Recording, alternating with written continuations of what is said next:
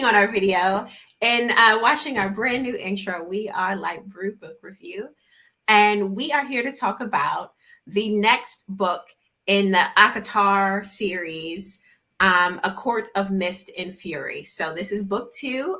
Take a look at our previous reviews when we did book one. But just to give you all a quick synopsis of what the hell this book is about, it is. I should have had this ready before.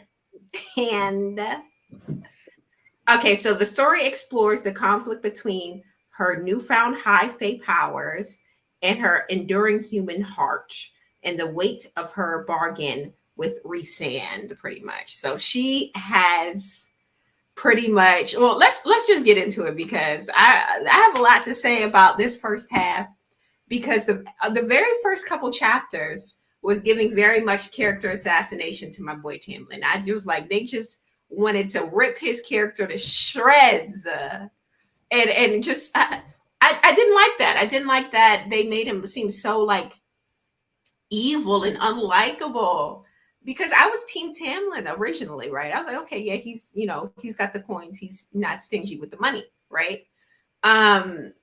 But the way they flipped it on him, making him seem like he's like this super controlling, super, horrible leader for enforcing taxes. And then a couple chapters later, we found out, hold on, they doing taxes in the night court too. They just call it something else. So what the they call it tithing. So yeah, we don't do taxes. We tithe here. Like, what the hell is the difference? What is the difference? But yeah, what are you guys' thoughts about the first couple chapters and her overall feelings of her, I guess, her falling out of love with Tamlin? Okay, so I wrote down some notes, right, while I was going, because I Okay. was like, I do not want to forget this point. So for Tamlin, I don't think this is a character assassination. I think this is just how he was, right? Hear me out. So they had to break the curse, right? That was his focus, was to break the curse. Like, he is giving somebody that does what he needs to do and will basically sacrifice anything to like achieve a goal. Pharaoh was Okay. his goal. So that's why she was his focus. And now his new focus is locking everything down for this war that he either knows is coming and doesn't want to admit it, or I don't know, maybe he doesn't know. It might be something that's revealed further on in the book or whatever the case, but that's his focus now. So Pharaoh, go sit down. Your part is Mhm. done. So I don't think he might have always been like this, just focused and driven on his goals. So I don't think it's like a character assassination. I think that's just how he was. But we were But blinded by it mhm. because the writer wrote it like that. Like, Pharaoh was his goal, but he didn't say like why. We don't even know if he like really loved her. I don't think so, the way that he's treating her now, or at least he loves her in his own way. But Uh-huh. he's giving like abusive a little bit from So, that scene in the room where he blew up on her, but why when is he him went being out that and trapped bitchy? her in the house, knowing how she was, trapped her in the house so she couldn't leave. And Risan had to send his assistants to go and get her. Knowing how she feels in like enclosed spaces, you just dipped. And then left her to like possibly destroy your house. And the He's people within protecting whose her. power was going out of control. He's protecting Protecting her her. by making her a prisoner, But here's the by thing: not making everyone her was go mad at anywhere. Tamlin. Everyone was mad at Tamlin, including myself in the last book when he did diddly squat to help her in the trials, Didn't right? do So now squat. I feel like he's trying to be more proactive in his protection of his woman. He's like, okay, well, we're together now. Let me protect her the best way I can, and that's in that way is kind of locking her up when danger is around. And I can, like, it's not the right thing to do, but I can see where he would come to that, like, I have to protect her because she was almost taken from me by what's her name, Amarantha. She was almost taken from me by goddamn Resand. And now it's like, the first couple of chapters, they're engaged to be married. I don't know what that feedback was, but then she's like every other weekend she's hanging out with Resan. Damn near getting smashed at his house. It's like how the heck is he supposed to be? You know, the king, the high lord of the spring court, and everybody know his bitch hanging out with Resan every other weekend, getting smashed down. 'Cause that's not his bitch. And That's his she has fiance. always been a free spirit and on her own. So you give me immortality to lock me up in a house, that might as well be a death sentence in its own right. He was locking her down, and that's why she want to be with Rhysand. We're not gonna act like Period. that's not his whole fiance in these streets.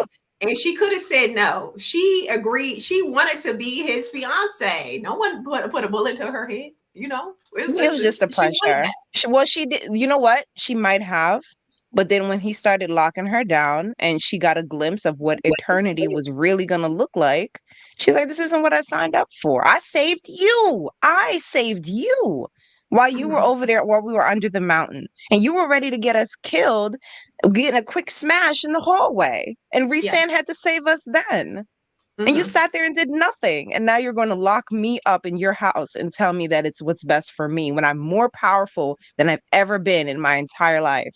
And I'm the one that made all of this happen. No, I'm For leaving. me, for me, it's giving very much opportunist and social climber because she was all cool with Tamlin when he was, giving her gifts and dragging her family out of poverty. But now that she got a little clout by herself, now that she got some powers and some this and that, now she feel like she don't need Tamlin and she can just go and do whatever she want. And it's like I feel bad for him because it's like he was like her starter husband to get her where she wanted to go. And now that she's there, she's going to leave him behind. Let me That's, ask you something. Let me ask you something. If he would have allowed her to help out, to go with him places, do you think she still would have ran off with Rhysand? Do you think she would yeah, have had second guesses about being with him? I think she definitely would have because she was feeling him from the first book. So she definitely would have explored her options with Rhysand regardless. But then it would have been like, oh, I feel so guilty. Me and Rhysand. And she's still dreaming about Rhysand and his wings and tattoos. So I still think it would have happened. But I guess. yeah, I just feel like they're trying to make Farah seem like a better person than what she is. She doesn't come across as a good person to me. Like I Oh, I said, she never comes said she across. was a good person. She's Okay. terrible. She's horrific Yes, in this book. I do not like yes. her. Okay, I'm glad we can agree. What about you, Stephanie? You're very quiet over there. What do you think? Sorry about that. Of course, background noise. I think that Tamlin is not the villain here. I think that I by chapter 6 of the first part, the dramatized part, I realized Mhm, I do not like Farah. I mhm, think that Farah is the root of if these men pay attention, she's like a Kardashian. She's got a uh-huh, curse on her. She brings men around her down. uh-huh. Tamlin locked her up because she's the most powerful, but she doesn't know what she's doing. Now, granted, he also didn't want to train her, but you are like, it's like just unleashing power on the world. You're more of a hindrance than a help. I can't be watching you and helping my people. Like Danny Say So said, you got to back. You got to sit down. We'll figure this out later, but we got bigger fish to fry. But she's such a diva. Ugh. He doesn't let me do anything. I think it's reckless of Rhysand to give her so much liberties. She doesn't Mhm, know what she's doing. She needs to go home, get better, train, whatever. But I mean, granted, he probably should have been willing to train her, but he was not wrong for not just letting her loose because somebody would have either snatched her up or killed her. She's asking to die. She don't know what she's doing. and he got a whole court to run. He can't be out here like goddamn Rhysand running the streets like Right, goddamn Robin right, Hood and his married men. They expect right. Tamlin to be here running In stuff. charge. Right, right. Man, I Right. can't. Sometimes I cannot stand Rhysand. Risa- and I'm torn because even when you watch their dynamic, she don't want Rhysand.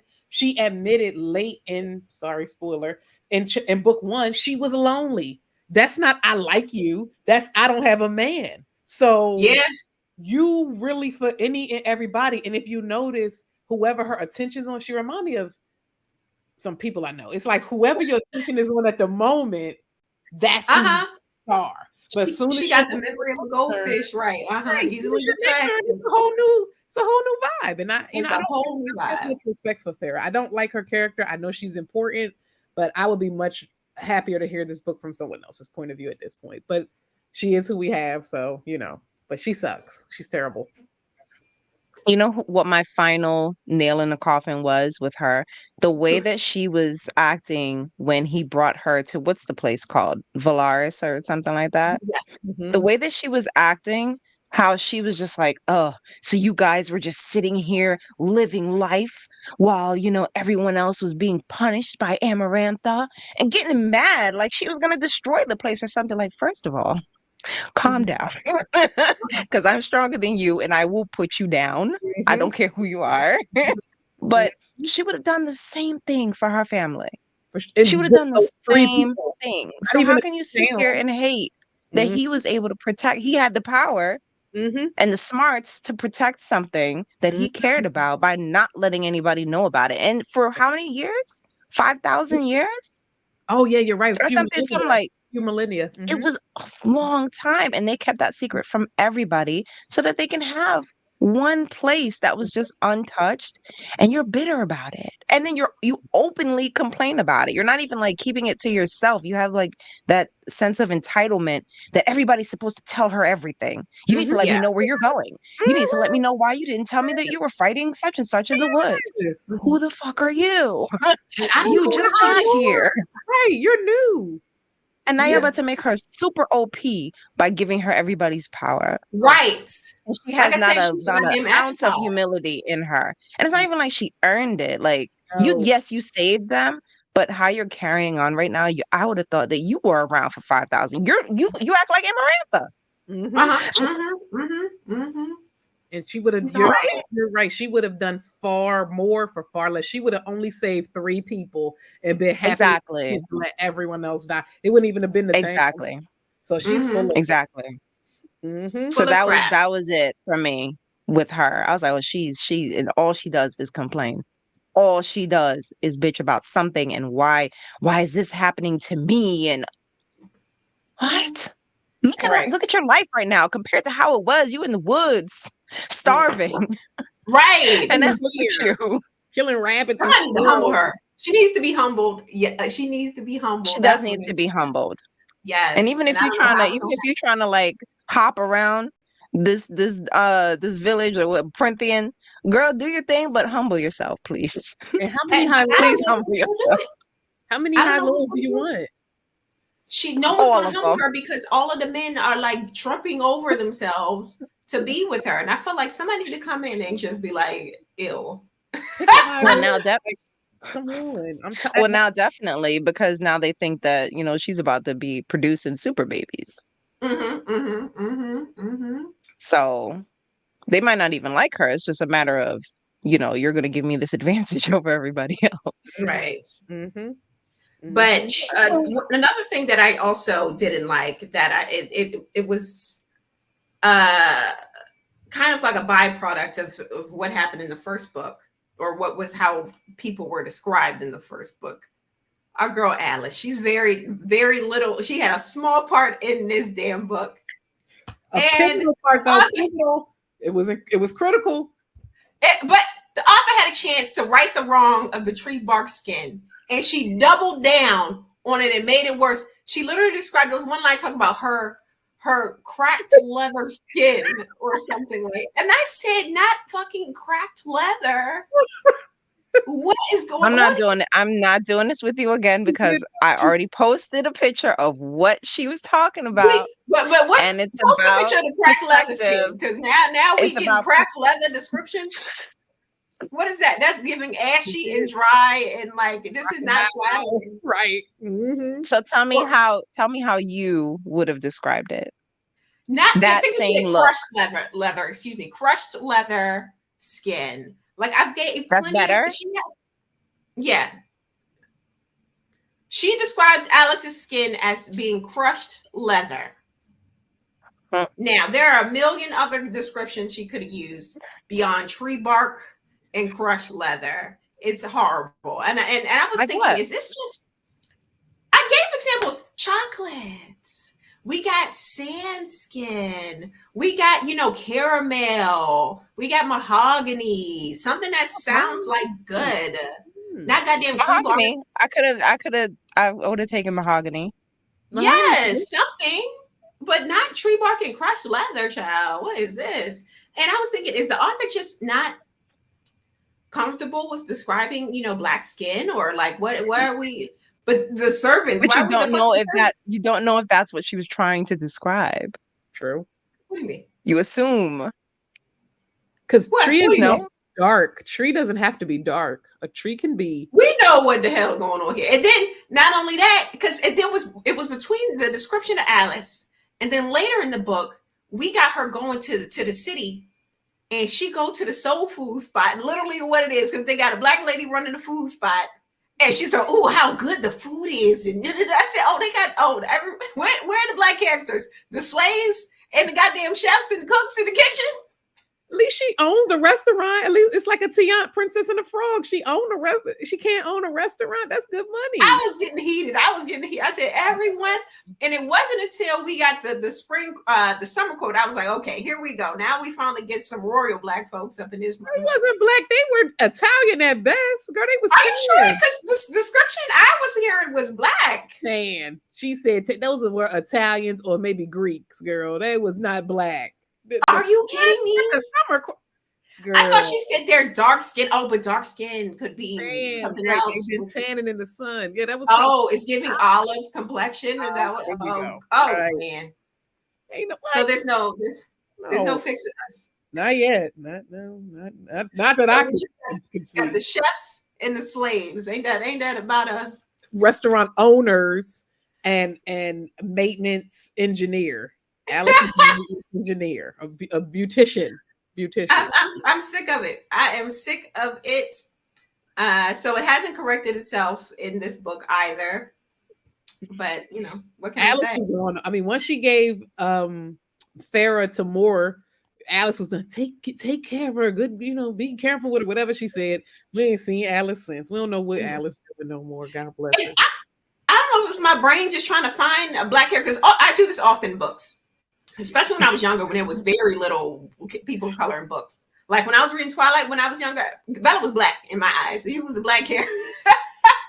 I made her black in my mind. With her porcelain skin. You just gotta change it in your mind, because we weren't given any representation. So I'm thinking, okay, is more black? Because the Moors were black historically. Morgan, her name's Morgan. Exactly. I'm trying to find a way, man, because right now it ain't looking good. It ain't looking good. I don't. No comment. I'm not commenting.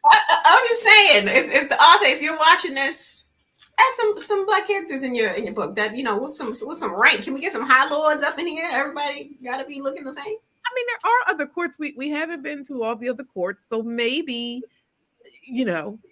at if we was going to be in any court, I thought it was going to be the summer court, but apparently not. So where we about to be? I mean, don't we have the sunrise or sunset court? Isn't there with those courts or something like that? I mean, we know night court, day court. I thought there was like a sunrise or sunset court or something. I could be making that up though.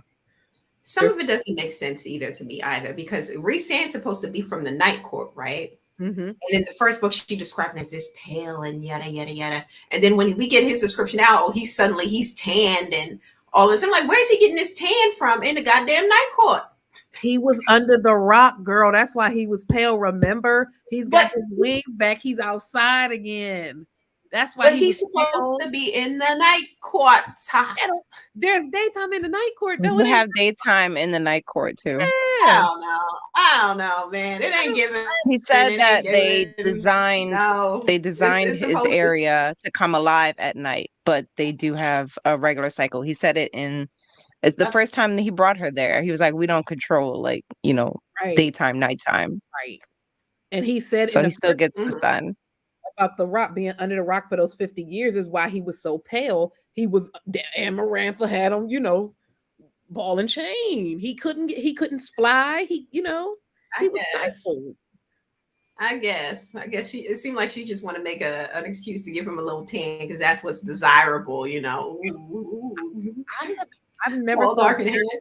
color. I gotta really broaden my horizon because I don't see color when I see these characters. I Mm-hmm. just see fairy, and in my mind, fairy is green or something. I don't know, blue. I don't know. Really? Oh no! I try to find somebody black in every book I read. I need to see where we are in this world. Are we here? That's what I want to know. Am I represented? That's what I need to know first and foremost.